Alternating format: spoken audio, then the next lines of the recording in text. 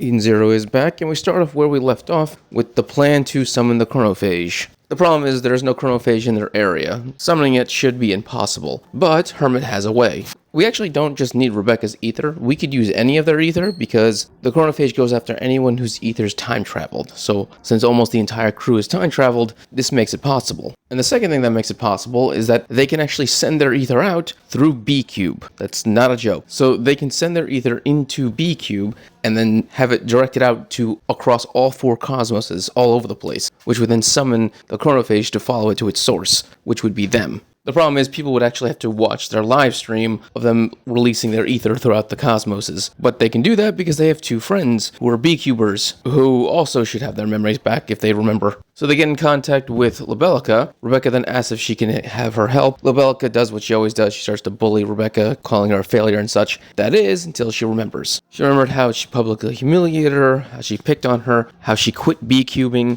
And then when her and Rebecca had a heart-to-heart about why she quit B-Cubing, it's because she's sick and she's dying, and that she was then cured by the crew of the Edens. And now her and Rebecca finally were able to move forward and become friends. Lebelica then starts to cry and says, "Of course I'll help you. We're friends after all." Pochka also decides to pop in. Apparently she also got her memories back at this very moment. They ask for help for a bunch of B-Cubers across the cosmoses to basically send this signal of ether out as far as possible. And now all they have to do is wait to see if it actually works or not. Or at least that was the plan until the Edens 1 smashes into the Eden 0. Yeah, so I guess they thought that Void was the mind of the Eden 0 this whole time. It's not. The Eden 0 and Void are two separate beings altogether. So now it's actively trying to destroy the Eden's 0, and as it's chasing them around, they're not able to send out a proper signal. So basically they gotta destroy the Eden's 1 before they can actually summon the Chronophage. That is when the Eden 0 is smashed by something. They assumed it was an attack at first, that is until the cameras picked up. Nope! It is actually an invader. Phrygia has finally joined the battle, which I don't know what took her so long. She's been missing this entire time. Apparently Valkyrie knows everything about her. She's mastered every armament, so not just sword fighting, but apparently guns as well. Also, she's never taken a single hit. Yeah, so she's basically the ultimate warrior. Scissor's not concerned because she boarded their ship, which means they have the home turf advantage. That is, until she starts getting wrapped up by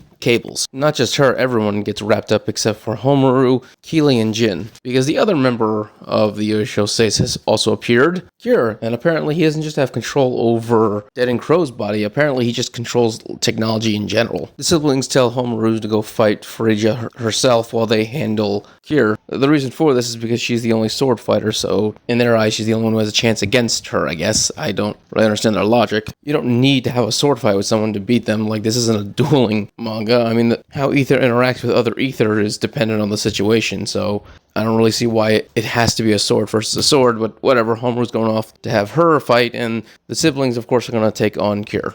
So the summoning of the Chronophage can only happen after they defeat the Zero, so this way they can stabilize their ship and send out the signal. Which means Zero isn't the final villain, Void is. Which I find to be very interesting, because I would expect that Void would be defeated before Zero, because the whole point of this was that Zero started this whole mission. He was the AI that gained sentience that decided to destroy all of humanity. The fact that Void is the last man standing at the end of all of this, I find to be quite interesting. As for the fight with Freya and Cure, I'm assuming Cure is going to get bodied in a single chapter, or Phrygia is going to take a while. I can imagine Homaru losing it first, but then after a couple chapters winning it back. I know there are people who still believe that Cure is going to put up a fight, but so far what we've seen is every member of the Ratio Sace is basically getting bodied over and over again, so I cannot see Cure having any other result other than that. I'm only giving Phrygia a higher standard because she's been hyped up so many times, even in this chapter. But Cure, they've already beaten him. He's getting taken out. Next chapter, easy. Alright, if you enjoyed this video, please subscribe, give it a thumbs up so you can enjoy more Eden Zero other me things. Thank you and have a great day.